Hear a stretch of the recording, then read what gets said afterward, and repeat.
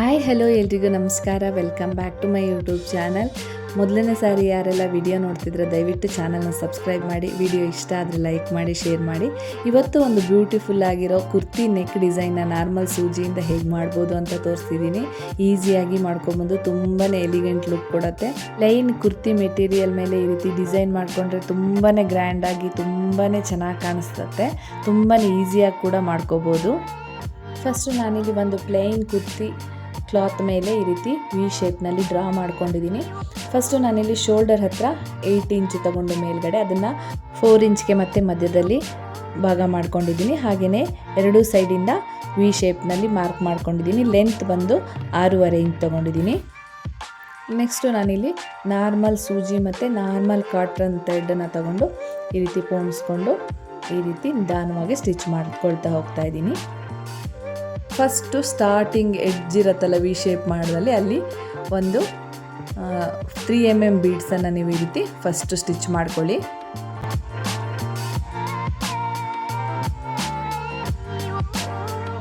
Next ಆ 3 mm ಬೀಡ್ಸ್ನ ಪಕ್ಕದಲ್ಲೇ ಈ ರೀತಿ ವೀಟ್ ಬೀಡ್ಸ್, ಗೋಧಿ ಮಣಿ ಅಂತೀವಲ್ಲ ಅದು, ಹಾಗೆ ಒಂದು ಸೀಕ್ವೆನ್ಸ್ ಟಿಕ್ಲಿ, ಇದನ್ನು ನಾನಿಲ್ಲಿ ತೋರಿಸಿರೋ ರೀತಿ ಎರಡನ್ನೂ ಈ ರೀತಿ ಯಾವ ಕಡೆ ಮುಖ ಮಾಡಬೇಕು ಆ ಕಡೆ ನಾನಿಲ್ಲಿ ತೋರಿಸಿರೋ ರೀತಿ ನೋಡಿಕೊಂಡು ಹಾಕಿ ಈ ರೀತಿ ಸ್ಟಿಚ್ ಮಾಡ್ಕೊಳ್ಳಿ.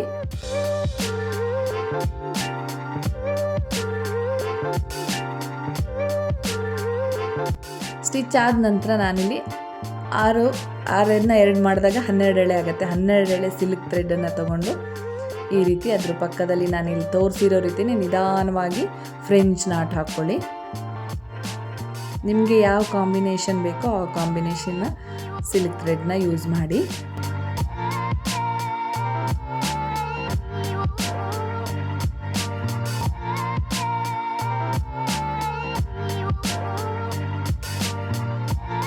ನೆಕ್ಸ್ಟು ನಾನಿಲ್ಲಿ ಮತ್ತೆ ಒಂದು ವೀಟ್ ಬೀಡ್ಸು ಹಾಗೆಯೇ ಒಂದು ಸೀಕ್ವೆನ್ಸು ಅದನ್ನು ಕೂಡ ವಿ ಶೇಪ್ನಲ್ಲಿ ಈ ರೀತಿ ನಾನು ಸ್ಟಿಚ್ ಮಾಡ್ಕೊಳ್ತಾ ಇದ್ದೀನಿ. ಆ ಕಡೆ ಈ ಕಡೆ ಮಧ್ಯ ಲೈನ್ ಬಿಟ್ಟು ಆ ಕಡೆ ಈ ಕಡೆ ವಿ ಶೇಪ್ನಲ್ಲಿ ನಿಧಾನವಾಗಿ ನಾನು ತೋರಿಸಿರೋ ರೀತಿಯೇ ಸ್ಟಿಚ್ ಮಾಡ್ಕೊಳ್ಳಿ.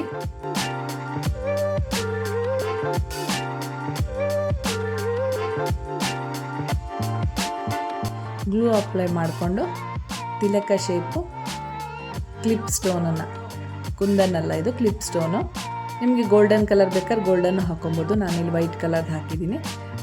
ಈ ರೀತಿ ಅಂಟಿಸ್ಕೊಳ್ಳಿ. ನೆಕ್ಸ್ಟು ಮತ್ತೆ ಸೇಮ್ ಅದೇ ಥರ ಮತ್ತೆ ಒಂದು ಫ್ರೆಂಚ್ ನಾಟ್ ಹಾಕ್ಕೊಳ್ಳೋದು. ಮತ್ತೆ ಕಂಟಿನ್ಯೂ ಆಗಿ ವಿ ಶೇಪ್ನಲ್ಲಿ ಈ ರೀತಿ ಸೀಕ್ವೆನ್ಸು ಮತ್ತು ವೀಟ್ ಬೀಡ್ಸನ್ನು ಯೂಸ್ ಮಾಡಿ ಈ ರೀತಿ ಸ್ಟಿಚ್ ಮಾಡ್ಕೊಳ್ತಾ ಬನ್ನಿ.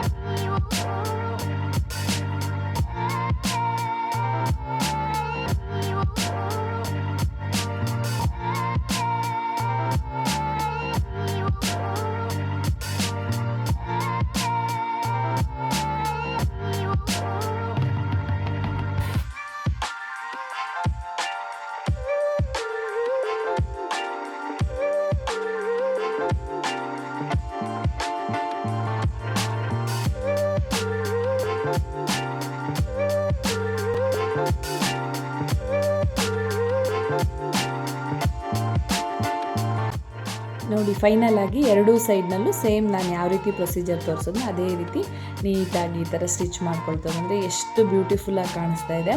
ತುಂಬಾ ನೀಟಾಗಿ ಬರುತ್ತೆ.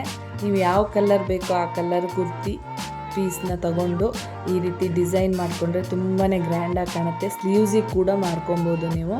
ಎಷ್ಟು ಚೆನ್ನಾಗಿ ಕಾಣಿಸ್ತಾ ಇದೆ. ಹಾಗೆ ನನ್ನ ವಿಡಿಯೋ ಇಷ್ಟ ಆದರೆ ಲೈಕ್ ಮಾಡಿ, ಶೇರ್ ಮಾಡಿ. ಎಲ್ರಿಗೂ ಮತ್ತೊಮ್ಮೆ ಧನ್ಯವಾದಗಳು.